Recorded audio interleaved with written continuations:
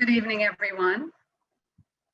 Thanks for being here with us for another evening of insight and community. My name is Shireen, and I'm one of the co-founders of the Lyme Care Resource Center.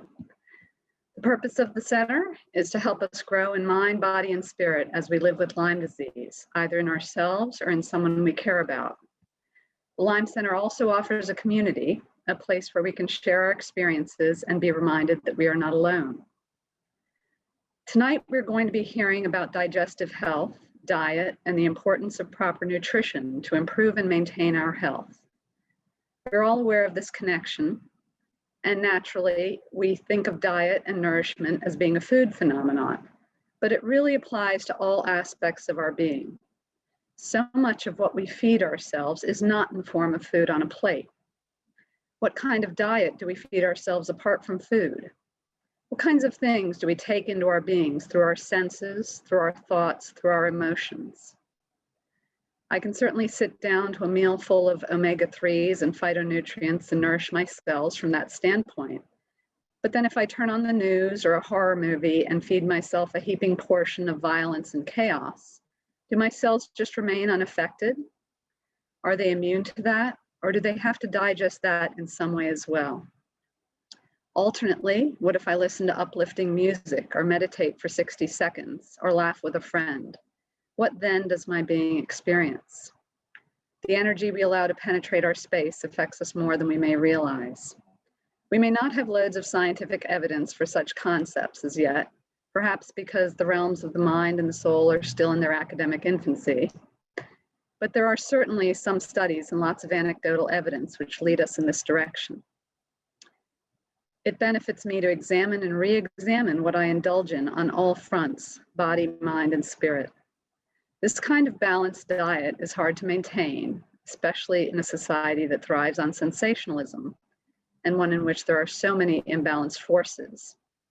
And of course, sometimes individual life circumstances just feed us a whole lot of inescapable stress. As many of us know, Lyme makes us exquisitely sensitive to so many things that we previously could ignore. While that means we are more susceptible to the negative influences, it also means we can be more receptive and responsive to any positive sustenance we choose to give ourselves. As we know, mind, body, and spirit are not separate. They're interconnected, all aspects of the whole.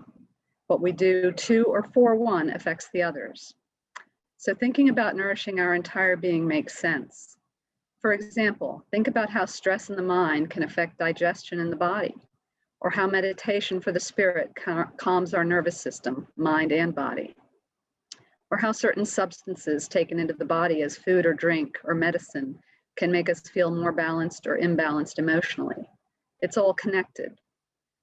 And now take it a step further and consider that we are all individual expressions of the same source code. This means that we are all connected, and therefore we have the ability to nourish or deplete one another in many ways. There are times when life makes us consume a lot of negative stuff that we may not have control over. We don't have to add to that with a negative diet of choice. Instead, we can use whatever resources are available to counter the naturally occurring dietary imbalances on all fronts. So may we all work to be well nourished and to give and receive physical, emotional, and spiritual sustenance. Thank you for being here. And now our dear Gina is going to introduce our guest for the evening. Okay. Welcome. Shireen, I want to thank you so much for that incredible welcome. You truly always have such a beautiful way of welcoming everyone, introducing the topic, and centering us all. So thank you for that. For anyone that has signed on late tonight, we just heard from Shireen Rusby, one of our Lyme Care Resource Center co-founders, and she gave a beautiful message about health, nourishment, and balance. We are so excited to continue on with our live streams. We want to welcome anyone new that's signing on for the first time, and we want to welcome so many of our loyal members of our group. We have participants tonight signed on from different parts of Maryland, Florida, Colorado, Massachusetts, San Diego, Pennsylvania, Washington, and New Jersey. And if I've missed any, feel free to write into the Q&A feature and let us know where you're signing in from any comments you have, and any questions that might arise throughout the presentation throughout tonight. In a couple minutes, I'm going to be introducing our keynote speaker, Miss Meghan Sims, and she's going to be giving a formal presentation using slides. And then as she finishes her presentation, we're going to open it up to discussion. So at any point throughout the night, write in questions, and we're going to try to address those throughout the evening. And then you're going to hear from our other co-founder, Phil Kenny, and he's going to have some remarks that he would like to share at the end of the event. So one thing I would like to say is that these new live streams that we've been doing, we've done a handful now starting in 2020, and they have really been a blessing because it does help us reach more in different places. And this small nonprofit has grown. And the goal is always, it's not how big we are, but it's who we're reaching, where we're reaching them, how we're helping them, and the quality that we can provide. We put a lot of value in planning these live streams and seeking out really wonderful speakers that have different levels of expertise and different ways of using their gifts to help others. Because we believe that it helps you navigate through your journey, whether it's Lyme disease specifically, or other tick-borne illness, or other types of health challenges that you have been faced with in your life, or whether you're signing on tonight as a supportive family member, or as a doctor or a practitioner, or someone else in a support role like myself, working for other nonprofits and providing the education and support. We welcome everyone, and we want you to know that we are here for you, and the value in education and giving of your time, and all of you that are signing on tonight to take your time to reap the benefits of the information shared, and just the opportunity to try to be a part of a caring community, even though we're all apart and we're isolated in our homes, but we're trying and we're being creative, and there are many joys that can come from that. So one thing that I wanted to say is that I wanted to thank everyone for signing on. I wanted to say that the beauty in education guides our decisions in living our best life, and also exploring the mind, body, spirit connection that Shireen was talking about. Taking a look at, sometimes we have speakers that talk about the medicine and the science and the protocols, and other times we have speakers that talk about other alternatives for healing. And tonight we're going to talk about nourishment and nutrition, and we're so excited to have you with us. Our goal is to provide you with some education, resources, and hopefully some good motivation and inspiration to give you encouragement that you're on the right path and you're making a lot of good decisions, or to maybe mix up and challenge you to reach out of your comfort zone to try some new things. So whatever the outcome is, we're happy to have you here. I wanted to read this to you. I came across it today, actually, and I personally find a lot of inspiration. Sometimes in my highs and lows, I like to look at quotes. It could be Bible verses, it could be inspirational quotes, it could be prayers. Today, I found a couple quotes that I wanted to share. So this one is a special shout out to everyone that signed on tonight. It's an anonymous quote, but I think it's quite beautiful. Here's to all the people who get back up more times than they are knocked down, who give more than they ever expect to receive, who still show love to others even when their own heart aches, who smile through the challenges, who light the way for others, who spread laughter and joy. Thank you for making the world a better place. I really commend everyone that signed on, and we send our warmest welcome. And at this moment, I want to take a minute to introduce our keynote speaker, Ms. Meghan Sims. Meghan is a registered dietitian with a private practice in Superior, Colorado. She holds a Bachelor of Science in Nutrition and Dietetics from the University of Maryland, College Park. Meghan has spent the past several decades using her special gifts and passion towards wellness and health to help others. Meghan is actually a dear friend of mine, and she is someone I greatly admire. We cannot thank you enough, Ms. Sims, for giving your time and planning this presentation. And we just want to extend our warmest welcome. And at this point, I'm going to turn this presentation over to you. Thank you so much, Meghan. Thank you, Gina. And thank you, Shireen, for that wonderful welcome. Gosh, I'm so honored to be here. Thank you all for showing up. And, I want to echo something Gina said in that, just being grateful that you took this time for you, because really this is just showing up for this presentation as a form of your own self-care and love for you and who you can be. So way to go. Great job. And Shireen, thanks for talking about the mind, body, spirit connection, because while I'm talking mostly tonight about nutrition and the food that we eat to heal our bodies, that's just one piece of the puzzle. What we say to ourselves, our thoughts, and how we treat our body with exercise or stretching or whatever it may be, any movement, right? All of these things play a part in our health, and they're all very interconnected. So while we could manage to just focus on one thing and fix it, all the other pieces also have to be aligned. So we kind of work on the body as a whole. As you're listening tonight, you'll see lots of pictures and words, and I just want you to feel free to just sit back, relax. Don't worry about taking notes. Don't worry about analyzing everything. Just listen as though we're having a conversation, and pay attention to what I'm saying and how it might resonate with you. So as we go through all of these different parts of nutrition and healing, think about, what is resonating, what are you feeling that identifies with what I'm saying?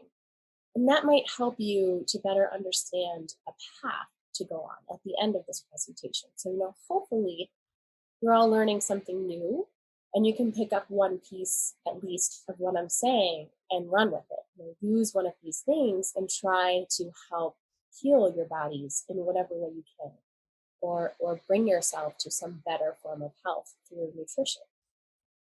So sit back and relax. Thank you for being here. I really appreciate it. I'm going to show you something first. This is what I see. So I run a private practice in Colorado, and just wanted to share with you what I am seeing, what I'm hearing from the community. And as I understand, this could be a lot of what you're experiencing, what you're hearing from friends and family as well. And if you look at this list, there are so many words that are related to being tired, not having enough energy. We see tired, lethargic, lack of energy, can't sleep, whatever it might be. Just from this list, and I am really serious, and I say almost every one of these complaints, almost every one of my clients is complaining of one of these things.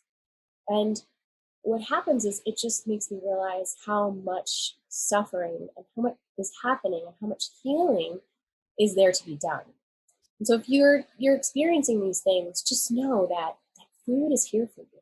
You use food in really amazing ways.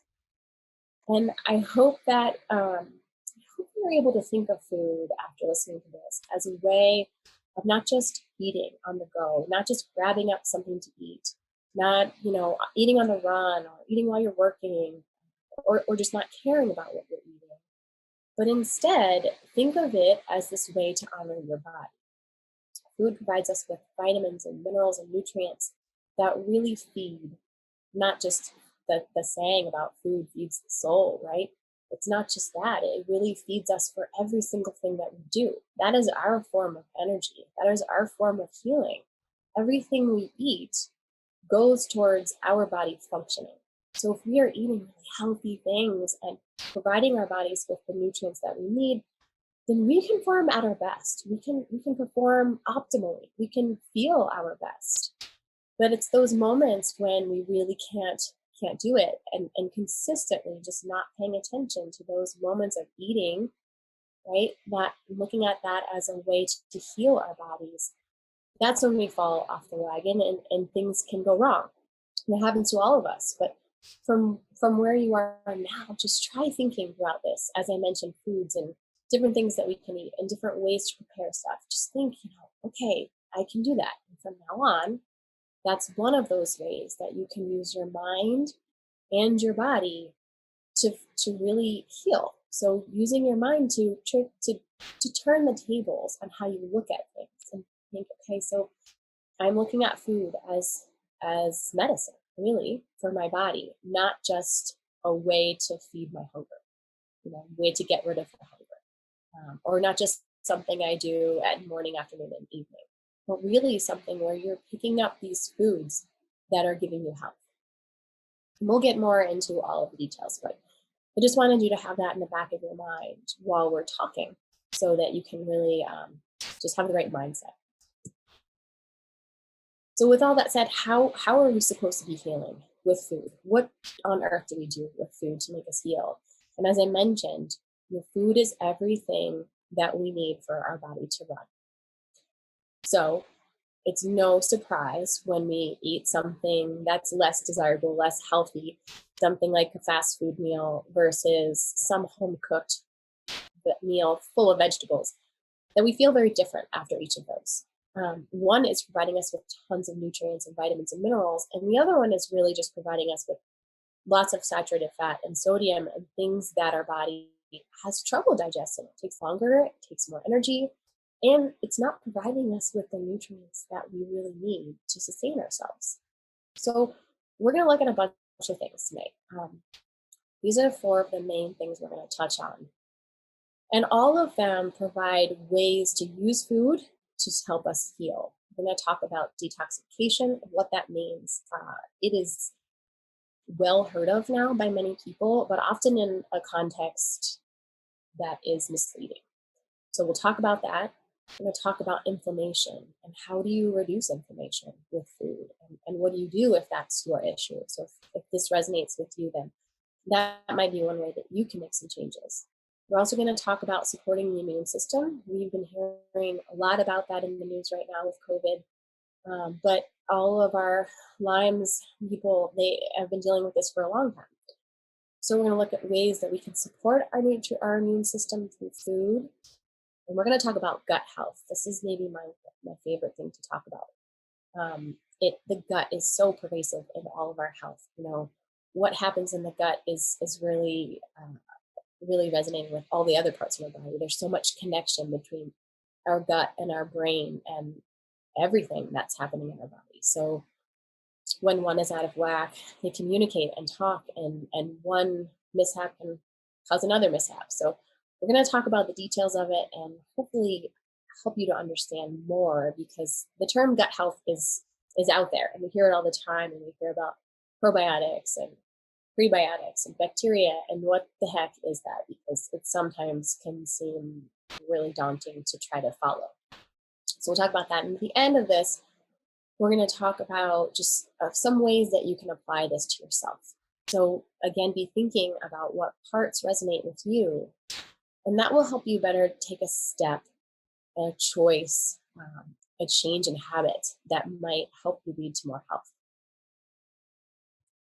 So in the first part is this detoxification. And again, I did mention that there's some stigma around it. We hear a lot about detoxification in the news, on social media. There's all kinds of ways that you can detox your body and make it all better. So let's explore this a little bit.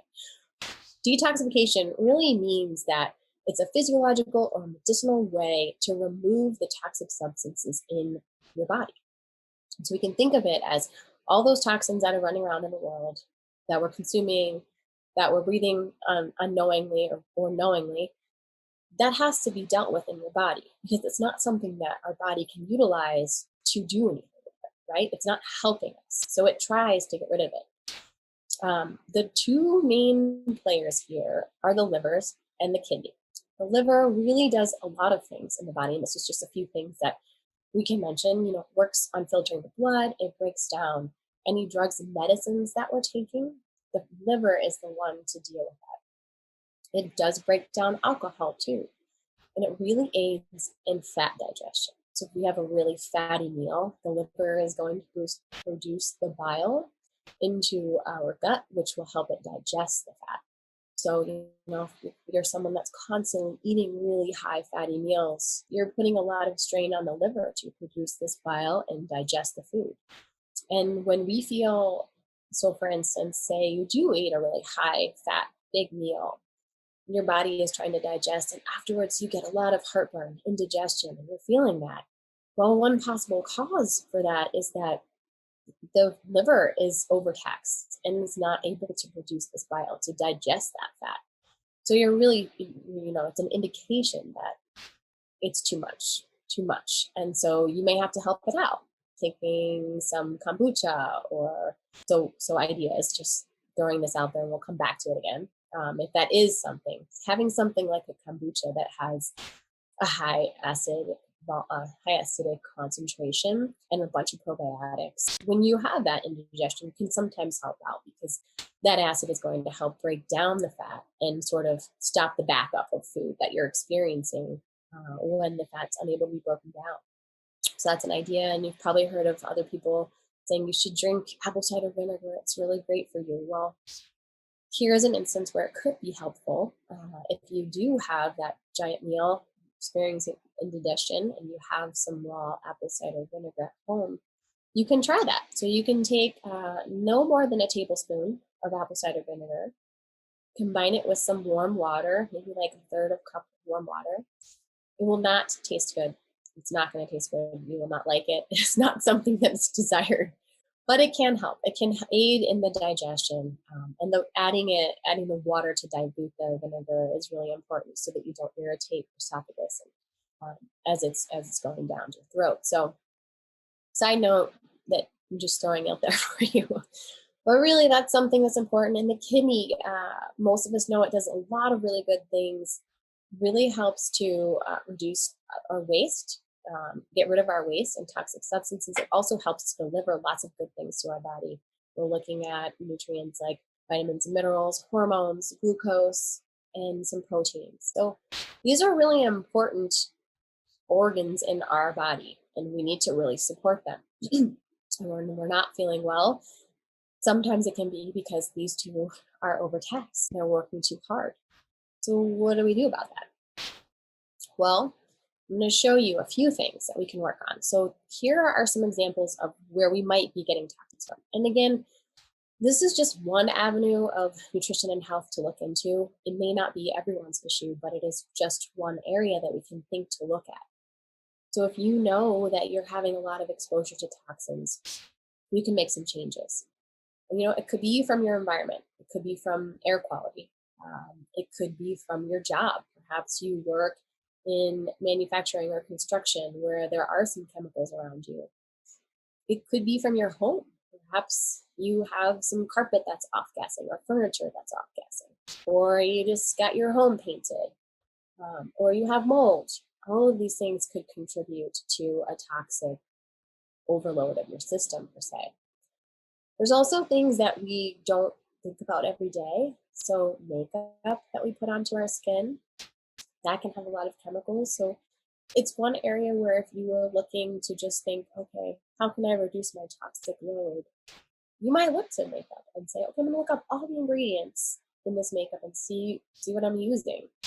The European Working Group, the EWG, they have a really great website that will help you. You just type in the name of your makeup and it will tell you kind of what's inside of it. And so you can evaluate whether or not this is a product that you want to continue using.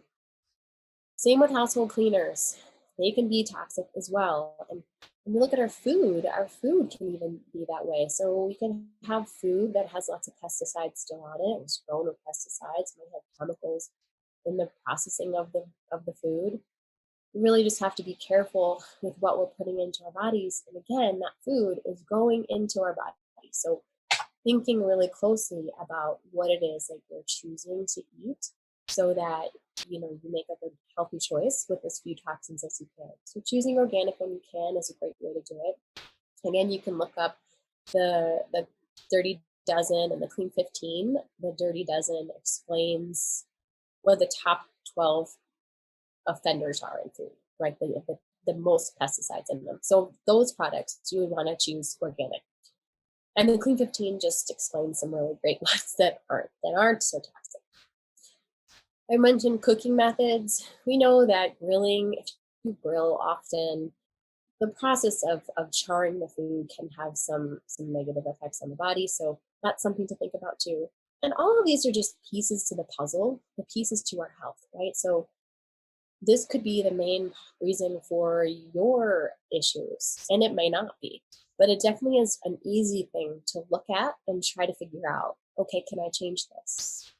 I, for the past couple of years, have been working on switching over all of my cleaning products and my makeup and the things in my home to less toxic products. And it's not something I could do in 1 month because it's expensive to switch over to all those things. But slowly over time, I've been getting rid of the things that don't serve me and my family and switching over to things that really, really are safer for our bodies, and actually some of them that have healing properties for our bodies. So I'm really excited about that and happy that I was able to get started on that process. And hopefully this will resonate with some of you in the sense that you could try looking at all these things and seeing how can you make a change.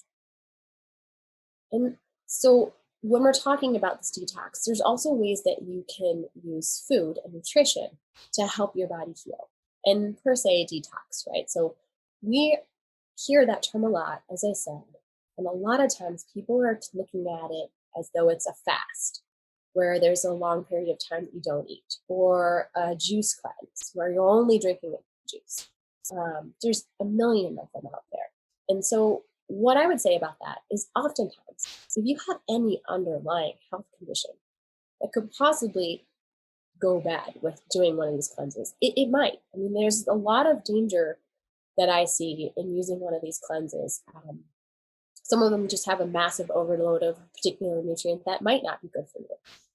Others are really restricting calories. Others are going too long without food. So it's not for everyone, for sure. And definitely shouldn't be taking advice from social media on what cleanse you should do. So using this as a guide for how you can help your body heal. There are lots of natural cleansing foods out there. So the first thing that I would say is drink water, lots and lots of water. I get so bored of drinking water that I need to do things to trick my brain. So the first thing I do is I use a water bottle. It's usually a big water bottle, like a 32-ounce water bottle. And I fill it with water for the day. I wrap 3 rubber bands around this water bottle so that I know every time I empty the water bottle, I take off a rubber band. So throughout the day, I can see this water bottle and I notice my rubber bands. And if there's, I get to noon and there's still 3 rubber bands on there, I think, oh, shoot, I'm behind on schedule. I've got to drink some more water. I really have to stay on top of this. So I'll go and drink water. And it's really a visual reminder for me to continue to hydrate throughout the day because I know it's so important for my health. And it helps my brain function better. It helps my energy levels. And it is really, for me, it's almost the number one thing I can do to help myself out. So I really pay attention to hydrating. The other part about drinking is that I get very bored of the water. I don't like just plain water anymore. I live in Colorado, and the amount of water that we need to consume to keep our bodies feeling hydrated is sometimes feels excessive. So I add something like fresh lime squeezed or fresh lemon squeezed. I will use carbonated water a lot of times. And if I do use the carbonated water, I oftentimes put a splash of something flavorful. I love a splash of orange juice, a splash of palm juice, something to make me feel special. It's kind of like a special fun drink where it's carbonated and it has this flavor, but it's 90% water and just a little bit of some juice that can provide me a health benefit. So those are some tips that you could use for yourself in keeping yourself hydrated. The other part of this detox protocol, right, if we were going to call it that, is eating your vegetables. And 5 to 9 servings of vegetables seems like a lot, maybe it doesn't. But if you think about it, most people in the US are really just eating vegetables at dinner.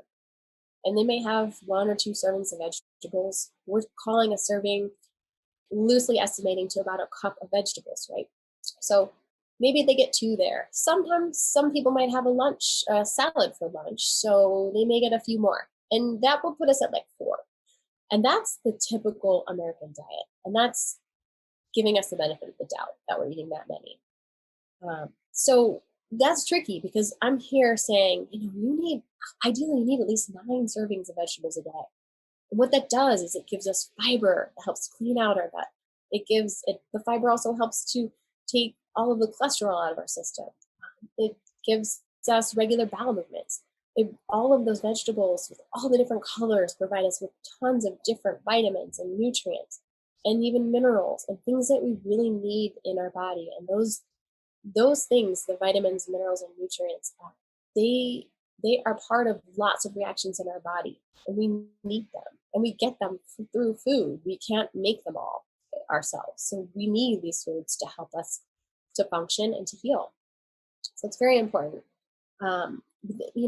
Thinking about fiber, there's other options, right? So veggies, fruits, nuts, seeds, and whole grains. And when I say whole grains, I'm thinking, instead of a white bread or a white pasta, you choose the whole grain bread, the whole grain pasta. Instead of white rice, you're going to choose brown rice or wild rice. Or you use something like bulgur or farro or some unique wheat, right? Something that has a lot more fiber. So making the switch so that you're giving yourself the same food, but the healthier version. Not taking away, again, we're just adding more health. So cruciferous vegetables like broccoli, cauliflower, cabbage, they're all cruciferous vegetables, and they provide us a great deal of health and really do help naturally filter toxins out, right? Help in the process of filtering toxins out.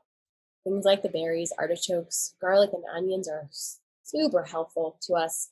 They all really help. Here is an interesting tip, this cilantro and parsley smoothie that I wrote down. So you could use either one, and they're both really great at helping to rid the body of toxins. So the way I use them is, I don't know, maybe every week or 2 weeks, I make myself one of these. And when I'm really not feeling good, I do it every couple days. And I do it first thing in the morning, and it helps me to feel much better. So I don't use a juicer. I use a regular blender. And I put a whole head of cilantro. I rinse it out. And I put the entire thing, I just cut off the stalks, kind of past the leaves at some point. But I don't bother picking each leaf off. Some stems go in there. I put the entire thing in the blender. I add lime. I add water, some ice, and ginger, usually like a big hunk of ginger because I love that and it tastes great.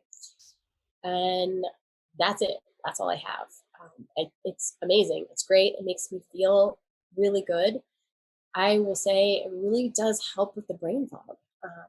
For me in particular, and many of my clients that have adopted this practice, really do think that it helps clear your head. And that could be due to the fact that we are all suffering from toxic overload and need that for our bodies. It might be different for you, but it's something worth trying. It's very easy. It's very natural.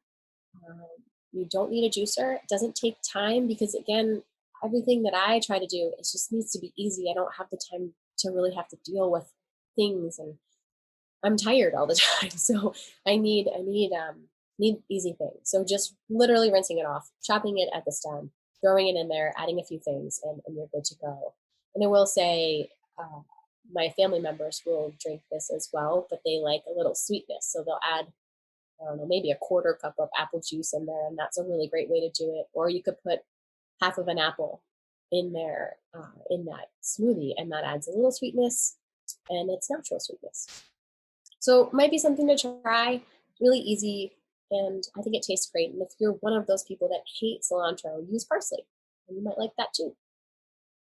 So then we're talking about lean protein. We're really just saying, okay, let's focus on proteins like chicken, turkey, trying to avoid pork as it's really high in fat. Just if your focus is on the detox, right? There's nothing terrible about pork. It just is higher fat. And then if you're looking at red meats, smaller portions, and trying to go with something that is a grass-fed meat. Grass-fed organic meats actually have different composition from a meat that's raised on corn and other not cow food products, not things that they're meant to be eating. The meat of those two animals look very different and function, are metabolized really differently in your body. They're utilized differently. So that's something to think about. Adding fermented foods, we're going to get into this later on about how important it is to have fermented foods in your diet.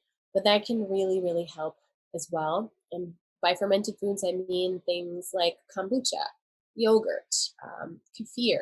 We can use tempeh. We could use sauerkraut if it's raw sauerkraut. All of those things are just ideas for how you could get your own type of probiotic or bacteria in your gut, in your diet. And finally, alcohol and high fatty meals. Those are just taxing, as we talked about your liver. That's kind of your liver's job to deal with. And so if you're trying to help your liver recover and catch up and heal, those are things you would want to avoid, because this is unnecessary for you and unnecessary for your liver in the healing process. So think through what we just talked about with detoxification, and really think, okay, could this be something that resonates with me that I could do?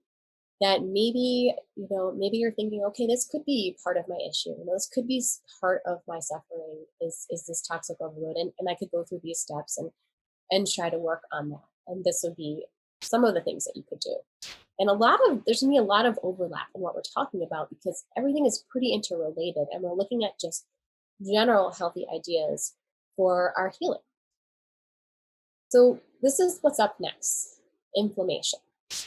All right, so in inflammation, many of us have this inflammation, and we're going to talk about how it presents itself and what do we do.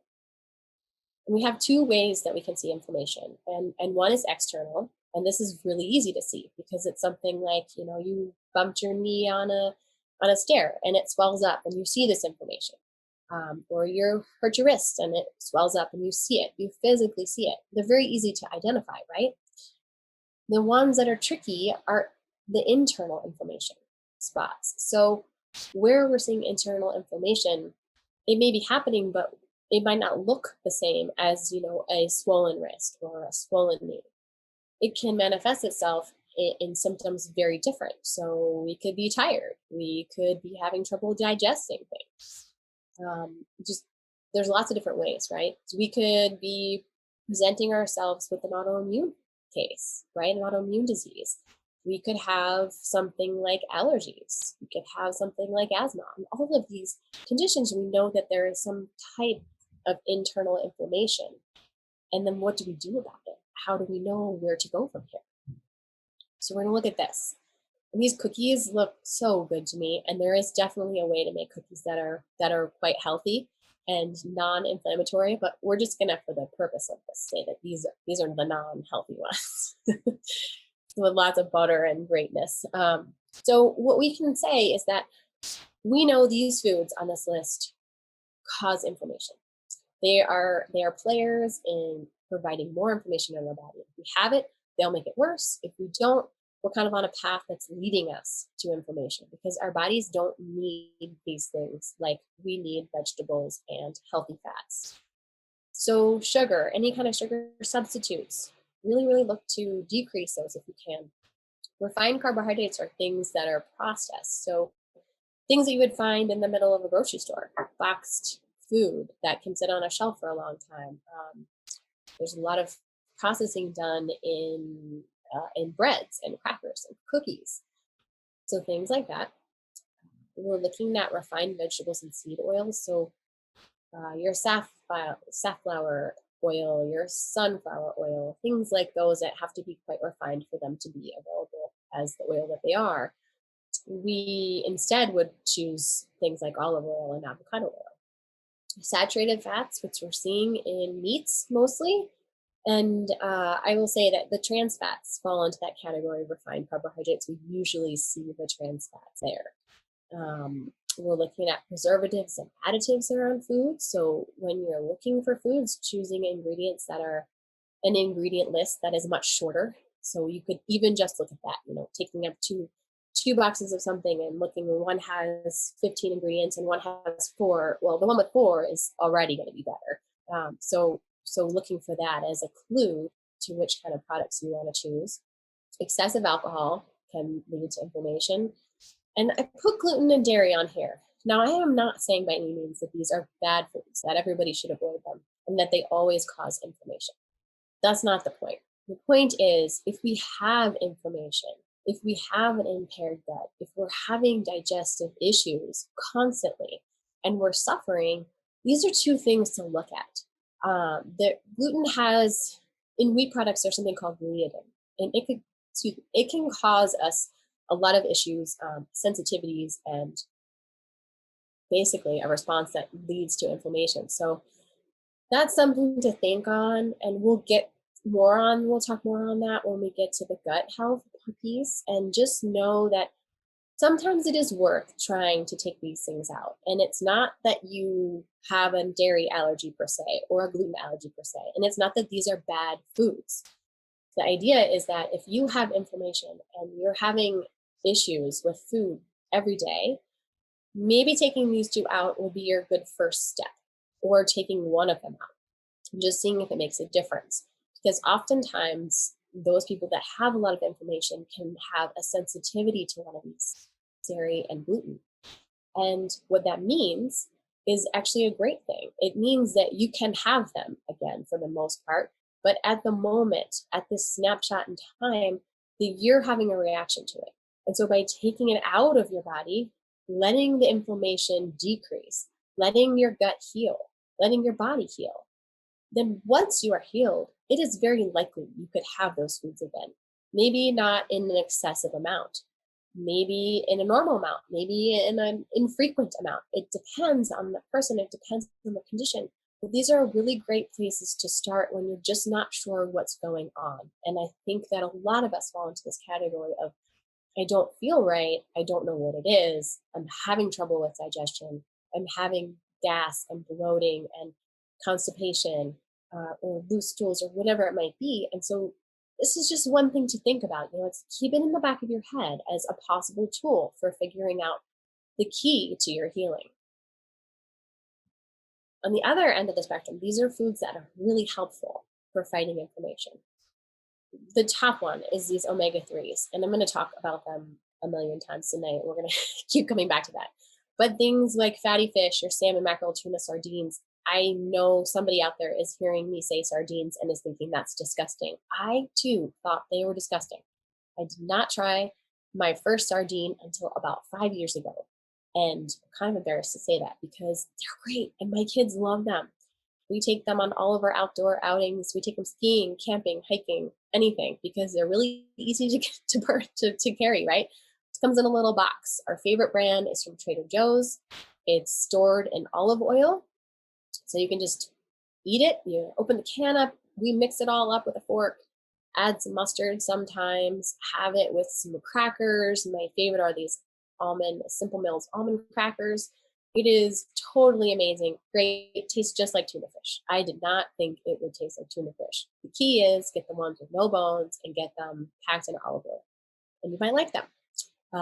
I will say that no one in my household likes the flavored ones. They are now making ones with different flavors. And the most popular one is the lemon flavored, but it does not go over, did not go well over in our household.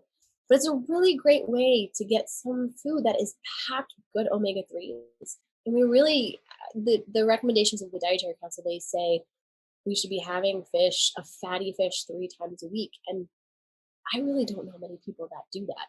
It's challenging, right? So trying to work towards that. And if you can't, and you know that's not a thing for you, maybe an alternative like an omega-3 supplement is something that you want to do. If that is the case, do a lot of research because you want a really high quality supplement. But there are a lot of studies that have been done with omega-3 supplements, and really, it's proven that it decreases inflammation. Most of the studies are done around heart health and heart disease. So in the studies, they're looking at about 1,000 to 2,000 milligrams of omega-3s a day. And that is kind of shown as like a therapeutic dose where you can definitely see a decrease in inflammation. So that's something to think about. Again, I'm not pushing that we have supplements. I don't think that's for everyone, but it is something to consider. Really, other good healthy fats, olive oil, almonds, and walnuts, great for our bodies. Olive oil, we're going to want to keep it to a not heated olive oil. So use it on, dip your bread in it, put it on pasta, put it on a salad, but we try not to cook it heating it up. For heating and cooking foods, I usually use avocado oil, and that seems to work better. Has a higher heat tolerance too.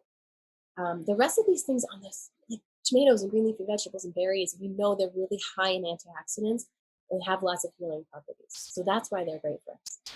And then the last three, so almost the last three, the coffee, tea, dark chocolate, and red wine. Now we know, Shireen alluded to this too. We know that they are helpful. They have lots of antioxidants, polyphenols, things that are really good for our body and promote health and healing. There are very few scientific studies out there that can prove that we need these foods and that they give us these health benefits. But we know that we've seen anecdotal evidence to support that theory. And frankly, dark chocolate, 70% or more, is yummy. And red wine in moderation is pretty good to most people. And coffee and tea, we generally like. With coffee and tea, the thing to think about is that everything in moderation. We all know someone that has 5+ cups of coffee a day or drinks tea all day long. And that's not what we're going for here. We really need to be aware of the caffeine content in what we're consuming. Caffeine is a drug, and it does affect our bodies, and it affects our sleep, and it affects our functioning, and can really mess with our hormones and our thyroid and our entire sleep process. So being really careful about how much we consume is really important. As far as tea and herbal teas, the same thing. I have known a client who decided, a little bit of green tea was great, but green tea all day would be better. And he actually dehydrated himself because that was the only fluid he was consuming all day. So that's something to think about. Use these tools in moderation to provide health and healing, and just that's the way to go. So these supplements at the end of this, I just mentioned the omega-3s, which I talk about, and vitamin D. Vitamin D is going to come up in pretty much everything that we talk about. It's really important, and we'll touch on that again. But these are just some ideas. So if you're thinking inflammation is something that is bothering me, I know I have inflammation, I know I need to heal, well, then these are some ideas for you. These are foods that you can incorporate every day into your diet. And not to overwhelm you. You don't have to eat them all tomorrow, but just ideas of foods that you can start adding to your diet. And we're always looking to add health. We're not talking about taking away everything. We're really just thinking every time we sit down to eat, how can I add health to this meal? How can I add health for myself? So use that as a guide when choosing your foods. This is, again, like a little easy way to see what I'm saying. So just a breakdown, right? A cheat sheet. So how do you reduce inflammation? In 5 short ways. So when you go back and think about it, and you can look at this presentation, go back to this slide and just use these ideas. And I've gone over all of them except making veggies half your plate. This is a really great tool, a visual tool for you guys to think about when you're eating. So if you're making a meal and you are sitting down to eat, half of that plate should be vegetables. And if you can do that at all of your meals, you are crushing it. But start with something. You can start with dinner. It's typically the place where we eat most vegetables, and it feels the most normal to us to do that. And half of that plate should be vegetables. And this is where I see most people struggle. And they struggle because when they go to the store, they plan their meals and they go to the store to pick out their food, they're really focused on what is the protein source of this meal. So what meat am I going to have with this, or what fish am I going to have? And the vegetables sort of go on the side. So they're like, oh, well, we'll pick up broccoli for that. And they just pick some up. And they get home and they definitely don't have enough broccoli to fill up entire half of that plate. So for instance, I was talking with someone and this was his goal and he was really going for it. He was excited.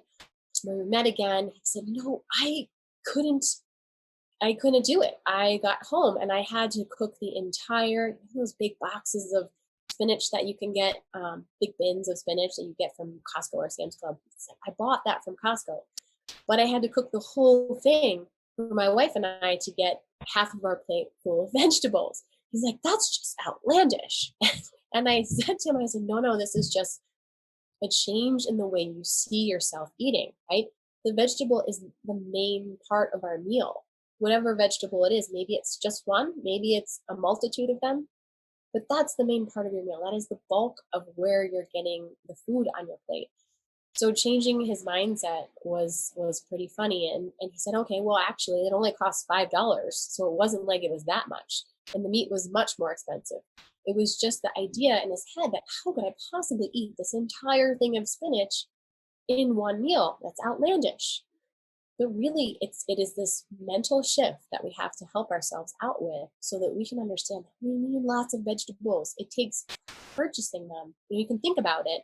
You actually have to act on it when you're in the store. Purchase way more than you think. And if you have too many, cook it all and save it for the next day. There's always an option that works.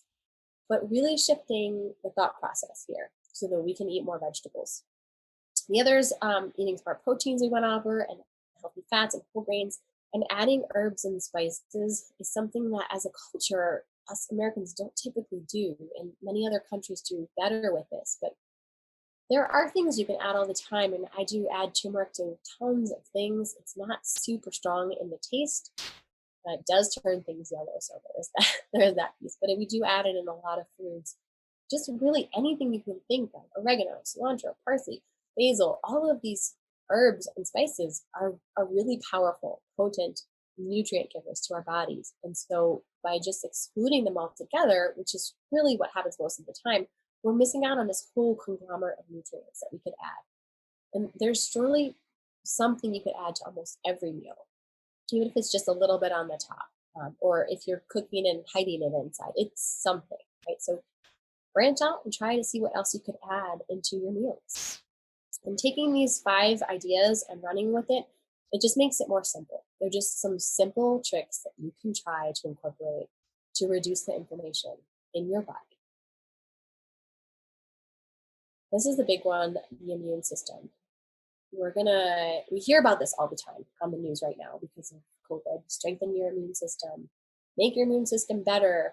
There are tons of products out there that are like, we'll heal your immune system. You'll feel great. You could fight any infection. That is kind of a misnomer. So take a deep breath. Everybody's going to make it. I've been talking fast and giving you tons of information, and if it feels overwhelming, take a deep breath and don't worry. We're just kind of talking and sharing, and there's time for understanding and implementing later too. So just know that. So what is the immune system and what is it doing for us? It's this really complicated network of cells, and they all talk to each other. And you can think of it, it's located throughout the body. Most of your immune system is actually located in your gut, which is interesting. Maybe to you. Interesting to me. So this network of cells and organs and tissues, they all talk to each other. And it's kind of like our defense system. It's like our own military. So when we have a foreign invader, this system starts talking and sends out people to attack, people to fight, all throughout the body, so that we can kind of save ourselves, right? And there are times when our immune system works great, and there are times when our immune system doesn't work to our benefit. So, for example, autoimmune diseases, it's on overload. It's working overtime, and not in a way that's necessarily productive to ourselves. So, what do we do, and how do we work with our immune system to help it to function? And the question comes to me often: how can I improve my immune system? Because we are shown through the media and social media and everywhere that we must do this. We must improve our immune system. Well, there's no magic pill. So if you hear of one, it's not true. There's no magic pill or magic food that can change your immune system. And there's really not a lot of scientific evidence to say that one particular food can directly impact the immune system. However, we do know fairly certainly that there are lots of foods, healthy foods, that support the well-being of the immune system, right? That support its healthy function. So our idea is kind of, our goal actually is kind of bigger than just one food. We are looking at living a healthy lifestyle, supporting our immune system through all the parts of our body, because our immune system lives in all of the parts of our body, not just one part. So living a healthy lifestyle and utilizing specific nutrients and foods to help support that. So we'll talk shortly about what is a healthy lifestyle, because people say you should live a healthy lifestyle, eat this for good health, and what what is that? It sort of sounds elusive oftentimes to people. Like, okay, I'm eating healthy, you know, and it doesn't really give you a clear goal.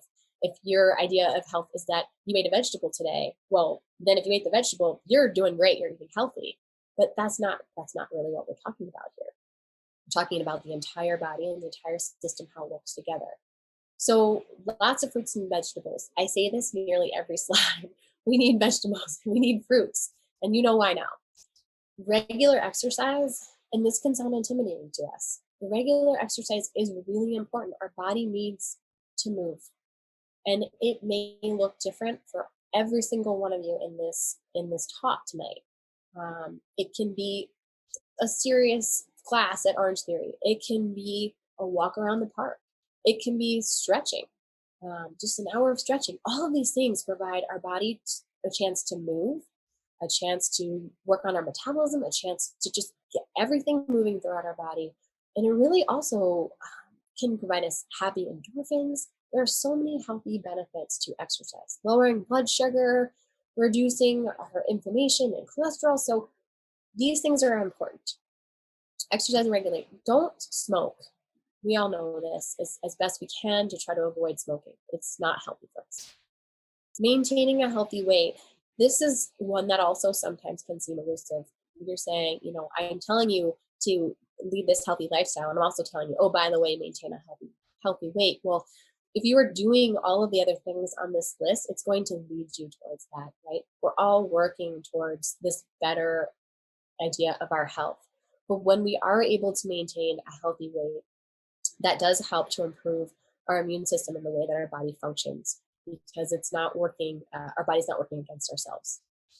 Drinking alcohol in moderation, sleep. It is one of the things I hear people say all the time, I can't get enough sleep. And it can be due to lots of factors. You know, they don't like sleeping. They're uncomfortable when they're sleeping. They can't fall asleep. They can't stay asleep. They don't have time to sleep. I hear everything.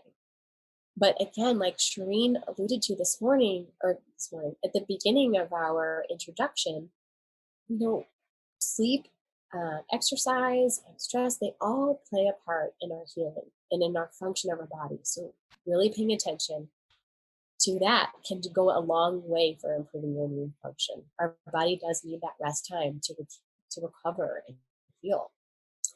And managing stress, this also so important. I mean, we talk about, you know, the gut and brain connection, and if our brain is exhibiting this stress and negative talk and whatever it is, it's saying that to our gut as well. And so we might have digestive problems that are actually part of our stress problems. It's caused from our stress, and vice versa. Our digestive problems can be causing stress. So we really have to pay attention to noting what feels like right to you. So as you're listening to this and we're going through this list, thinking through, okay, what of these things on this list do I most identify with? Do I see, when I'm taking an inventory of myself, which one of these things resonates as something that, you know, A, you could try to change, or B, is really lacking or hurting in your life and you need to make a change. So just thinking those through. And this final one, we're really great at now. Everybody is great at washing their hands and using hand sanitizer, but it is just something to think of, just general good hygiene and cooking food properly so that we're not getting foodborne illness on top of all the other things that we have to deal with. We don't need that. So just looking at this list as a guide and a tool that you can use to help yourself take an inventory of what's going on in your body. Here are some specific foods that you can use that we know play a really big role in the immune system and its function. And so by having adequate amounts of these foods, we know that we are supporting our immune system. And if it's not directly, it's indirectly. So vitamin D, I touched on this before, but this is really important. Vitamin D is a crazy nutrient. So we're looking at this and we're saying, if you have adequate vitamin D, we know that you are better equipped to handle most diseases. It's one of these things, it's like an indicator of all-cause mortality, right? So we know that if you come into a situation where you were in a hospital or you have a severe illness and you have adequate amounts of vitamin D, you are going to fare much better, a faster recovery than somebody who is deficient in vitamin D. And that's huge. That's a huge thing to learn. And so it also happens to be a very cheap supplement, really easy to take, really cheap and inexpensive. I will say that it's one of those things where vitamin D is a fat soluble vitamin, which means it is stored in your fat cells in your body. So it is possible to have too much. It is not common, but it is possible. And so what I would recommend is getting tested, know what your vitamin D level is, and move on from there. And then if it's low and you start taking supplements, generally it's going to be like 1,000 to 2,000 IUs a day or more, depending on how low you are. But under the care of a physician or dietitian, you can start supplementation and then retest again a few months later just to see, okay, how am I responding to these supplements? It's tough to rely solely on sun, which does provide us vitamin D, for us to get adequate amounts. Most of us just aren't outside enough or are using sunscreen to protect our skin, which is also a great health practice. But it doesn't allow us to get quite enough vitamin D that we need to function. And again, generalizing for most of the population. So getting tested is important to knowing where you stand. Omega-3s, we talked about, really, really great indicators of how you can decrease inflammation. So great, helpful thing.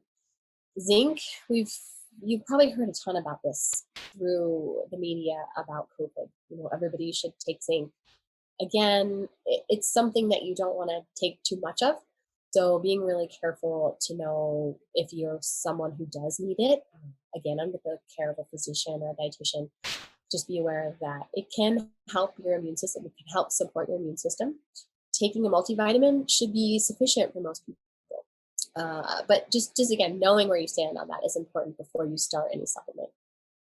Probiotics and fermented foods, really great for the immune system. As I mentioned, I think it's about 80% of your immune system is located in your gut. It's a ton. It's more than half. So we need to support that. And we know that by eating good bacteria and fermented foods, we're giving everything in our stomach really healthy things to eat. So really, really healthy microbiome with a good diversity of bacteria. So we're looking for that when we say eating fermented foods. It's promoting good gut health.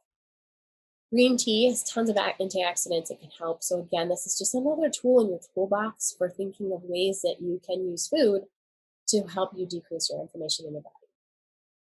These are just examples. There are more, but these are the top 5, say, right, that we can use.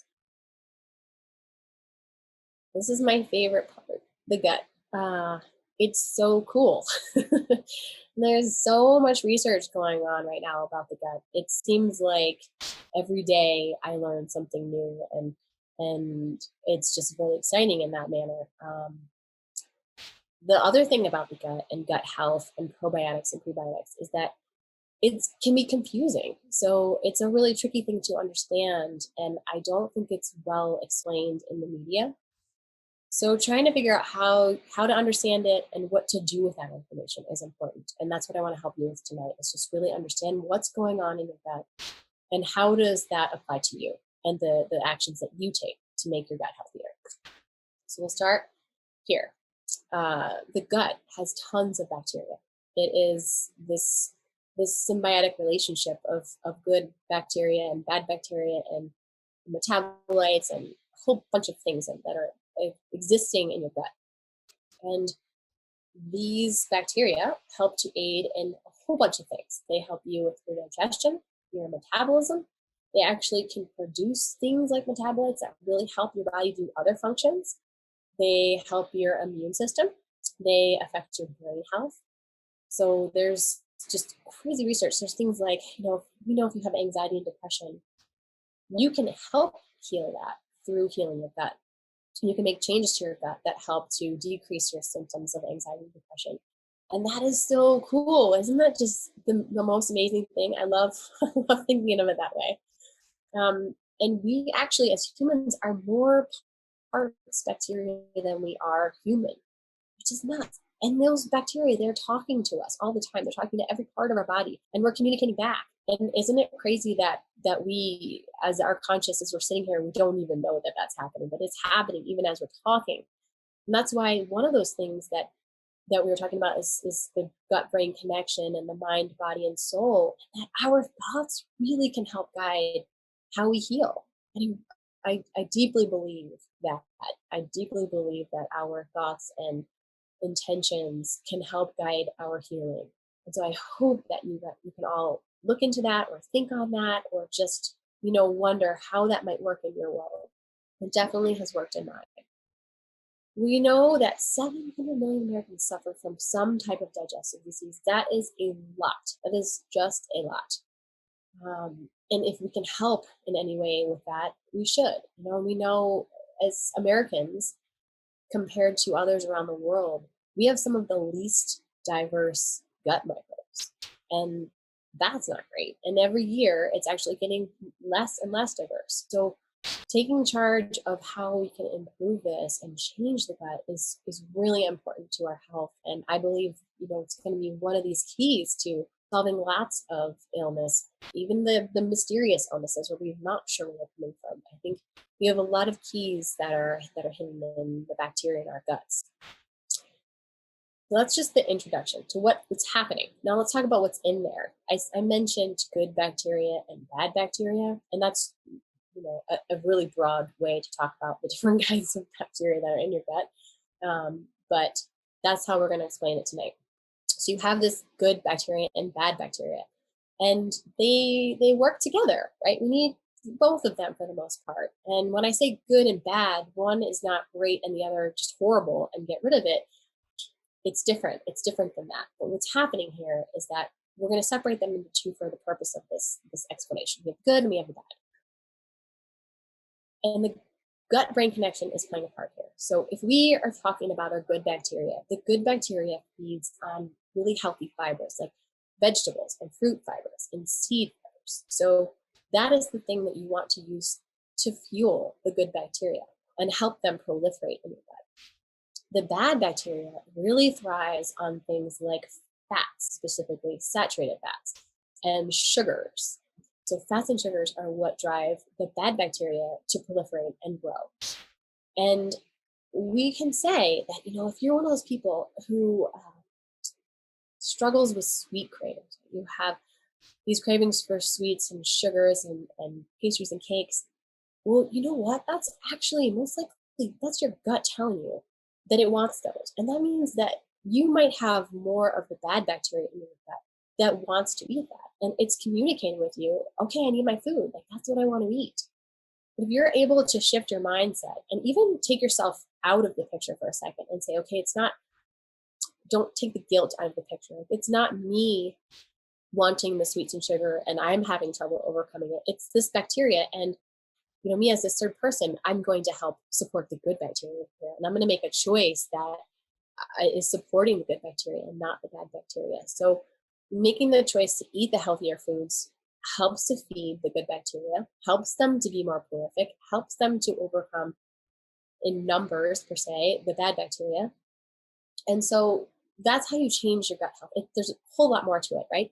But this is just a way to think of it. And so there's other things we can do. We can create a diversity of this bacteria by adding other bacteria. So we can eat fermented foods every day. And that's a goal that I think many of us should try to adopt, is eating something fermented every day. It could really, really help improve your gut health. When I say fermented, again, we're looking at raw sauerkraut, yogurt. There's tons of yogurts out there. Look for ones with less sugar. I always choose the plain yogurt and I add my own sweetener.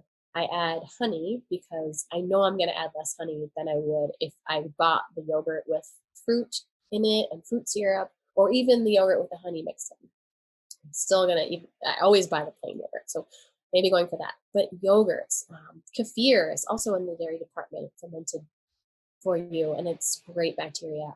There are probiotic, products out there. I would opt for the natural food source rather than just a drink that says they added probiotics to it, because we can't prove the efficacy of them at that point. Not all of them are regulating the FDA doesn't regulate the claims for how many probiotics are actually in something. Kombucha is a great source of good bacteria. And then you have tempeh and you have miso. Those are another fermented food. So really branching out, there's tons of ways that you can get bacteria in your diet every day, and try to change it up. Eating lots of veggies, again, is going to feed those good bacteria. And then another way is just being out in nature, right? Nature has bacteria all over the place. If we're able to pick up some of those bacteria, and maybe they'll colonize in our gut, and maybe they'll grow and they'll help create a more diverse microbiome in our gut that we know then adds us health. So there's actually a bacteria that you can find in a healthy garden, and it has a crazy name, I can't remember. But what it does is it promotes this happy feeling in your body. It actually creates you to have a happy sensation, and know that it does not colonize in human guts. So it's something you have to visit regularly. So that's one of those ways that we know we can back up the old wives' claims of happy gardeners, right? That gardeners are always happy. Well, maybe that's because of this bacteria. Maybe it's not, but I like to think that it is. And so just getting your hands in the dirt, you can actually get that particular bacteria through inhaling, which is pretty cool. You can get it in your fingers in your dirt. Just be in healthy dirt, be in nature, and really help your body pick up some of that good bacteria. Don't be afraid of it. So we're going to talk next about it's a little bit of a confusing thing, right? So here is this image. Don't be overwhelmed by the words. You don't need the words.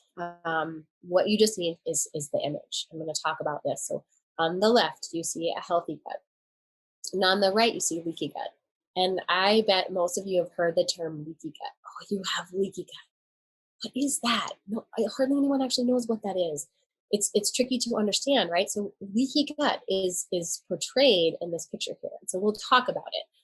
When we look at these pictures, the light blue at the top of the picture is indicating your gut. There, we're looking at bacteria. So the one on the left is a healthy gut with a good, diverse microbiota, good, diverse bacteria. On the right, the leaky gut in the light blue area, it has a lower diversity of microbiota. So it's less healthy. Now, in this person on the right with the leaky gut, you see that this dark blue layer here, we see a dark blue layer on both sides, and that's representing the mucosa layer, which is kind of like a protective layer that borders the intestinal lining. This caterpillar-like thing is the lining of the intestines.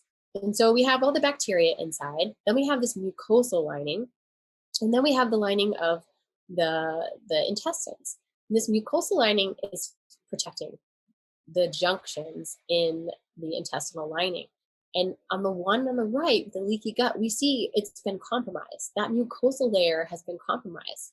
And what can happen is if your good bacteria is not being fed what it needs to survive, it can start to eat that mucosal layer, and it can destroy it, and it can compromise the integrity of the positions here, right? So what we're seeing is the mucosal layer was compromised, and then the lining of the intestines, the junctions, if you imagine the junction like this, it's a healthy gut, it's a really tight junction in the gut lining. And when you're inflamed, everything kind of swells up, and you now have holes. And what you're seeing here is inflammation, and you're seeing holes in this junction. And so what can happen is the food particles and some unwanted things that are lurking in your gut can leak out into this bloodstream. And this area here below the intestinal lining, the caterpillar-like image, that has a lot of your immune system, and your immune system is then going to notice it as a foreign invader. It does not belong there. In a healthy body, that is not where food particles should be. And so it attacks those food particles, and it causes more inflammation, and it just becomes this intense cycle of more inflammation and more compromise in the intestinal lining, and less mucosal layer to protect the barrier. And it just kind of slowly degrades the health of your gut. And that is a crazy thing to realize it's happening in your body. And it's also one of the ways that we can explain some food sensitivities that people might have, right? So It's tricky, but you could have a sensitivity to something like gluten, like we were talking about earlier, and it might stem from this. So you don't have a full-on allergy where you're having an IgE reaction. It's not like that. But all of a sudden, you're in your 30s or whatever, and you're having kind of trouble digesting, and you think maybe it's gluten, but I'm not allergic to gluten. Why is this? Well, this is an example of how it can start. You can have these openings in the intestinal lining, and some gluten cells can fall into the bloodstream, and your immune system attacks them. But now your immune system recognizes them as a foreign invader. And so the next time you have gluten, and the next time, and the next time, there's even bigger and bigger responses. Your body is saying, no, we know this is bad. We got to get it out. And so it creates symptoms where you feel uncomfortable, and it feels like, oh, maybe I am allergic to it, or maybe I have a problem. What could this be? And it's likely a sensitivity. As I mentioned before, if you're able, and this picture kind of shows it better, if you're able to take the food out of your diet for a while, so say you remove gluten for a year or a month or a week or whatever it might be in your particular case, you remove that offender, and then everything starts to heal, and you build up tighter junctions. The inflammation goes down. Your body builds up the mucosal layer, and you do this by removing the food and then eating specific things that can help, which we'll talk about. If you're able to heal that, then the next time you have gluten, it should be completely fine. If you have those tight junctions in your gut lining and you have the protective mucosal barrier, the gluten isn't entering into the bloodstream. It's just completely being digested in the gut system, keeping separate from the bloodstream. So those immune cells are not going to make such a big deal about this, and they're not going to try to attack it. You'll be able to tolerate better. And everybody has a different variation of how well they can tolerate it. Some go back to eating gluten as normal. Some have it occasionally. Some might have it very infrequently. It really depends. I can't promise one amazing result over another, but this just does give you an idea as to what's happening, because it's kind of complicated and it can be confusing. So now you kind of understand what it looks like in your gut. And then what do we do? How do we help this healing? Now we know, okay, this might be me, this might be you that has a compromised gut health, and what do we do for that? So this is just a list of some ideas, and there's a ton of overlap, as you mentioned before, where it's the same kind of thing. We're saying vitamin D and omega-3s and eating fermented foods, eating tons of vegetables to feed those good bacteria. Things that are anti-inflammatory, like turmeric, that's helped to reduce the inflammation that we're seeing in our gut. And minimizing our alcohol content, again, because that just is not what we need. It's not promoting us health. And then, considering a Mediterranean diet or something where it's a really plant-rich diet, focusing on those at least 9 vegetable servings a day, really can help. And possibly a gluten-free diet if that's your issue. And it might not be that it's yours, but in a lot of leaky gut cases, in most of the cases I see, it's important for people to stop eating the gluten, just because it really does promote better healing for them. And why is it gluten? We talked about the gluten and gluten and not part of it, but there's a lot we don't know. We don't know for sure. We have lots of guesses around gut health, but we're learning every day, and we're really learning a ton about it, which is great. And there's a lot of promising things that are happening in gut health, and specifically, knowing. So there's a lot of talk about taking probiotics in media that we see. So should I take a probiotic? Is this a good thing? Is this a bad thing? And it really depends. And there are some cases where there's specific bacteria we can can help specific symptoms or specific health issues. So in those cases, it's really clear, okay, yes, you should take this. And then it becomes the question of in what form and in how often. And again, we're kind of guessing. There's not a lot of really specific information, but we do know anecdotally that it can be helpful. It can be healing and can be life-changing sometimes. So really looking into what is your particular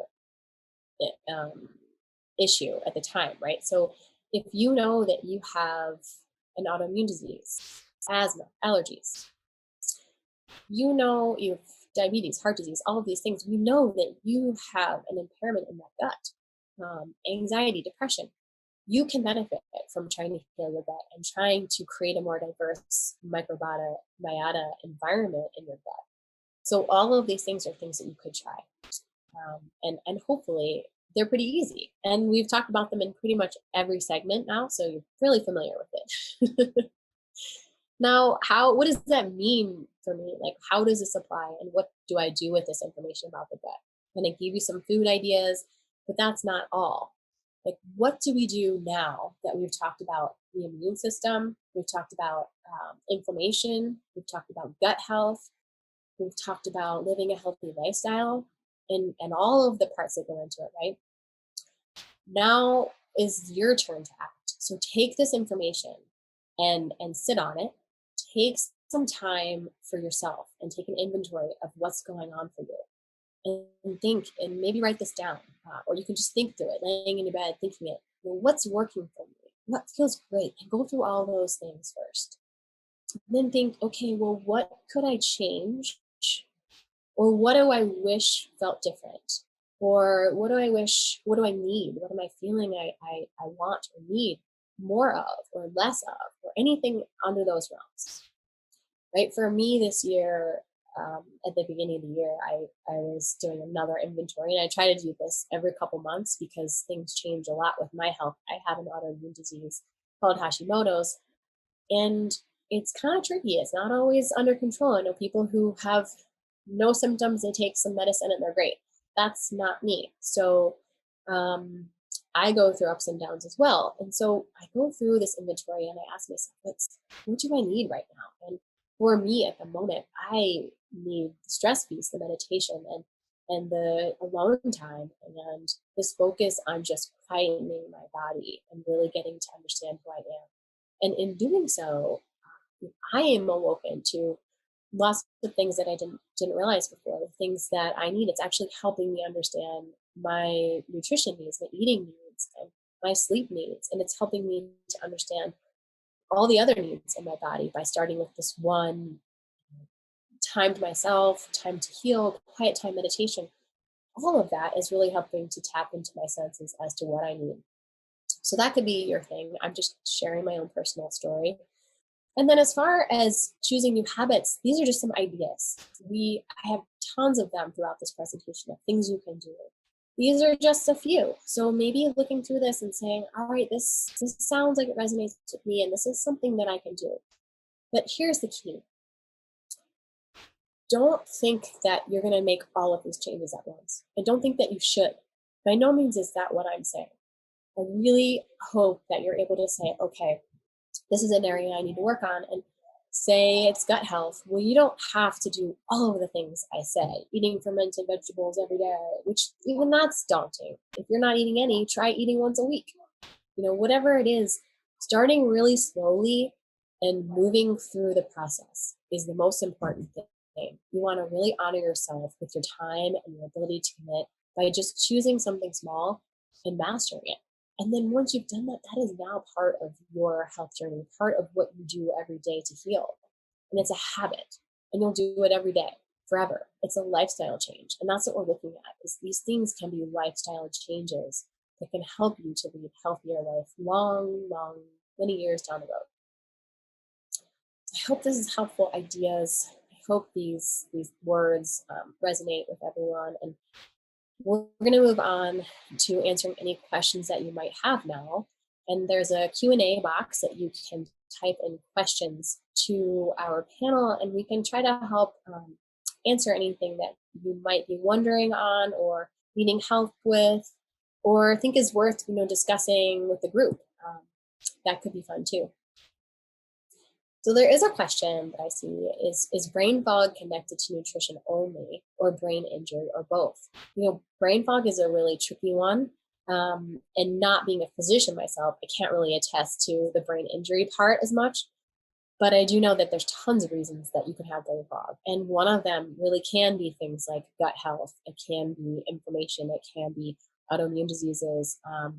It can be tons of things. And so if you are unsure, nutrition is a really easy way to go, because you can try different things, right? We can try we talked about having a toxic overload and that perhaps being part of brain fog, right? That you just can't, your body isn't able to function that way.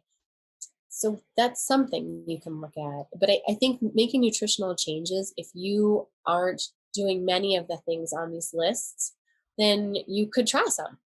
It's really a no-brainer. There's no negative uh, risk factor there for changing what you're eating and just trying to eat healthier. Is krill or squid as beneficial as fish oil? Yeah, krill oil is doing a lot of research right now, and yeah, I do believe that it's a good choice too. So definitely try that.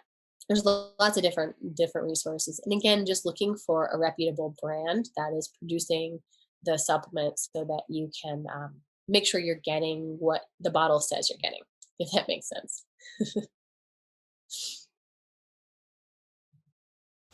Trying to think what else you might want to ask. Gina, yeah, go ahead. Hi, thank you. We have a couple questions that came in on the side here, and one was, what kind of probiotics are good for balancing the gut? That's a great question. And there's not really an answer that's like the one answer fits all. I go by this guide. I look at the probiotics. Okay, I enter a store or online and I look at all the products that are out there. And I try to see, okay, so which one of these, first I look at all the sale ones because they can be expensive, and I check out them and I find which one has the most diversity of bacteria. So I am looking for lots of different names of bacteria. And I am currently using one and it has 15 different types of bacteria. So look for lots, 10 or more is kind of the guideline, 10 or more different kinds of bacteria. And then make sure it has the highest amount compared to the other ones of the bacteria. So I'm just giving you a guideline. There's no really great answer because the reason that I think that choosing a probiotic that has the most diversity of bacteria is because I don't actually know which bacteria I need right now. I know that my gut is impaired and I know that I need different bacteria, but I don't know which one it is. And so by taking one with the most options, I feel I'm doing myself the best service. And then the other thing I do is I do not take the same probiotic every time. So every month I don't use the same one. I switch it up. And it might be whatever a different one that's on sale that month. And I try that.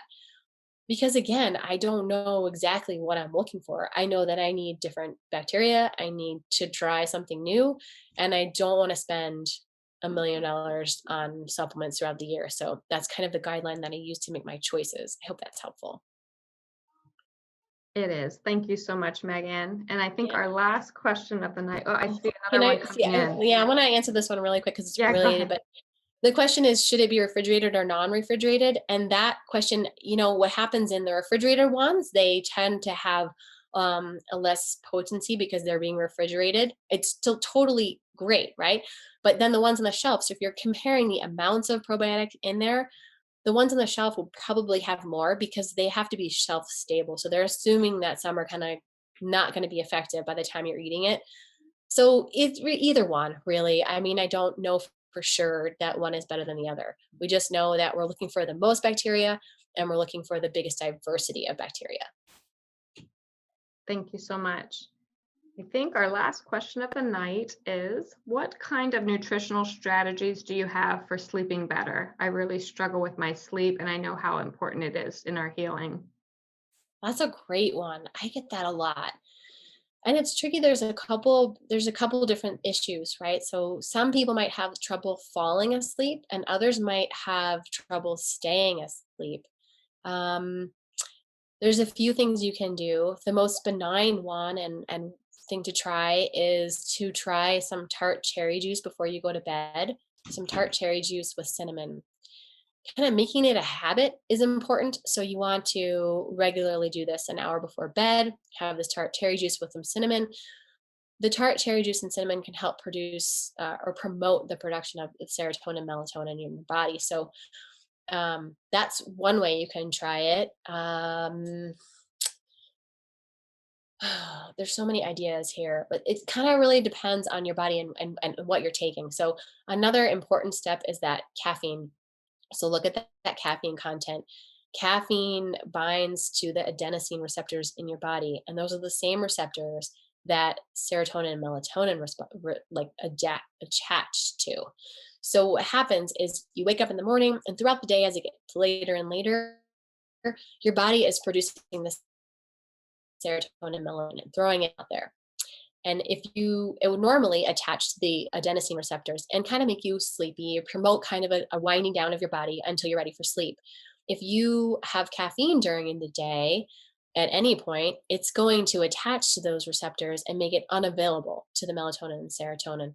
Therefore, you're not feeling tired, you're not feeling sleepy. And that's part of the reason that caffeine is so great for people, because they can stay up. But it really does last in your system for at least 12 hours. So understanding what time you're having caffeine and when you're having it and how often just can really, really affect how you sleep. So keep that in mind too, as what you can do. Creating good sleep habits, the environment that you're sleeping in, light, trying to stay away from bright lights or electronic screens, right? Those are really helpful too. Sometimes people use scents to help them realize that it's time to sleep. So something like essential oils that you could use to help kind of trigger that sense of sleepiness and it's time for bed. Low lighting situations, reading at night, meditation, some people listen to music. All of those things can really help promote just that rest time that we need, So I hope that some of those ideas are helpful and could help you sleep better. Thank you so much, Megan. You did an amazing job with your presentation. Thank you for taking the time to plan it out, to present it, and to answer the questions of our group. I'm going to turn it over to our co-founder, Phil Kenny. And I want to read really quickly a couple quotes just to put in perspective our warm welcome from Shireen, our amazing presentation from Megan, and leading into Mr. Kenny. But a couple quotes just to keep in mind as we end the night. Change the way you look at things, and the things you look at will change. In the middle of every difficulty lies opportunity. Stop being afraid of what could go wrong and start being excited about what could go right. Believe you can, and you're halfway there. Every day, do something that will inch you closer to a better tomorrow. No storm lasts forever. One day, or day one, you decide. Thank you all, and introducing Mr. Kenny to wrap up the night. Thank you all so much. Thanks, Gina. Thanks, Megan. Yeah, Megan, one of the things you talked about was a healthy lifestyle. And folks, if you haven't seen it yet, we have this wellness brochure that we put together. It's packed full of stuff for a healthy lifestyle. I highly recommend it. A lot of time and research went into it. It's free. The hard copy, contact Gina. She'll send it to you, or you can download the PDF on our website. There's also a complimentary worksheet that goes with it that will keep you in line as you work through the week. So stay tuned for our updates from the Lyme Care Resource Center by visiting our website. Sign up for our email distribution. Gina sends us some great stuff, information, and we welcome and appreciate all the donations. Thank you, folks that have been donating. You can get donations through sending a check, PayPal, online on our Lyme Center, .org/donate. Also, we have just joined Amazon Smile, so please consider using us as a charity.